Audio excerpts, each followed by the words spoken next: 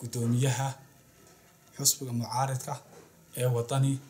ee degmada Beligubadle waxa aan ku beeninaynaa halkan wax qabadkan ay tiri dawladda Siiraanyo socdaalkeedii ay ku mareysay ay ahaa buuriya bannaan ay ka qortay ay tiri waan u qabanay inayna wax liyaalo wax u qabatay aanu jirin waxyaabo badan oo ay halkan ku qoreen oo ay leeyihiin waan u qabanay inaanu jirin wax liyaalo wax u qabteen halkan waxaan ku cadaynaynaa buugan February soo baxay 2015 in ay afar qodob oo halkan ay ku qoreen afarta laba kamid ay been yihiin si cad cidii u baahan inay aragtaana si cad ay u arki doonto iyadoo lugaheeda ku socota diyaar looga ay wax ka arki doonaan qodobadaas oo kala ah balaarinta dugsiga ku yaala secretary-ga wax la balaariyay ma jiro dugsiga hoose wax la yaala wax la balaariyay ma jiro ilaa tiir yaala sidii wax lagu daray intii ka dambeysay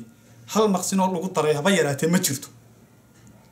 waxa kale halkan ku cadaynaya inay waan dhisnay dhismaha deyrka dugsiga boarding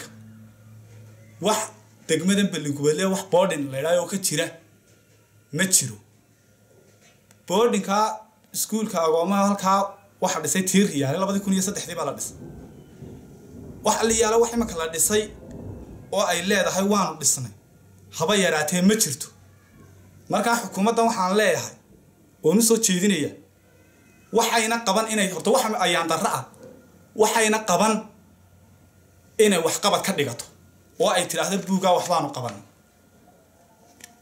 waad aragtaan marka cidii qofku waxa dambiga uu filan wax uu yiraahdo waan qabtay oo aanu qaban haduu ilaa waan qabtay intaas uga karaama darra marka waxaan leeyahay wax aliyaala waxaad noo qabateen haba yaraatee ma jirto dhanka kale waxa ayaan darra dawladdan Siiraanyo iyadoo ay jirto dhagaxaantii ay noo dhigtay markii Maxamuud Siiraanyo uu musharax ahaa dhagaxaantii uu noo dhigay uu leeyahay waxbaan ka qaban doonaa iyadoo jirta inuu maanta buudkiisan raadraac ee uu ku marayay socdaalkiisii buuriya bannaan uu noogu soo daro oo xariga nooga jaro noogu soo daro waxyaabo been abuura uu leeyahay xarigan kaga jara taas uu leeyahay iskuulkan boarding-ka iyo kordhinta iskuulka iyadoo waxa isba jirto ayuu wax beena uu noogu soo daray buugan raadraac uu leeyahay waan inii qabta waxa kale oo jirta xukuumadda Siiraanyo intii jirtay waxa qoday 18 riig 18 ka riig ba wuxuu ka qoray deegaanadiisii ayuu laga qoray gobolkan Hawd 18 ka xaq waxa uu lahayd wax kamid ah leeyahay madaxweynaha in laga qodo wax liyaalo wax laga qoday ma jirto waxa ayaan daraa wax been ah inuu maanta noo soo qoray uu yiri iskuulkii boarding-ka ahaa ayaan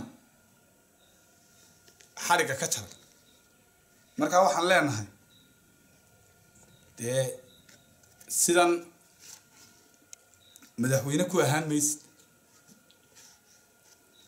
dadkanna ma uma arkaysid inaad maanta aad ugu soo dartay buugan waxaan jirin loogu soo qoro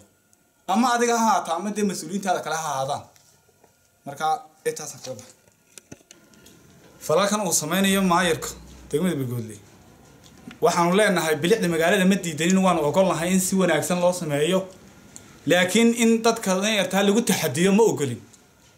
waayo bilicda magaalada way kamid tahay oo way fiicantahay in bilicda la sameeyo laakiin in dad masaakiina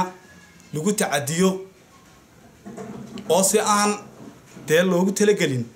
ay ugu taxadido taasina waa mid ayaan darra waayo waxa loo baahan yahay Tombalenk waxa loo baahan yahay cid khibrad u leh injineera dhiga dad khibrad u la dhiga hadaan ama ma yurun ay raahdo waa sidaas oo taas waa ayaan darro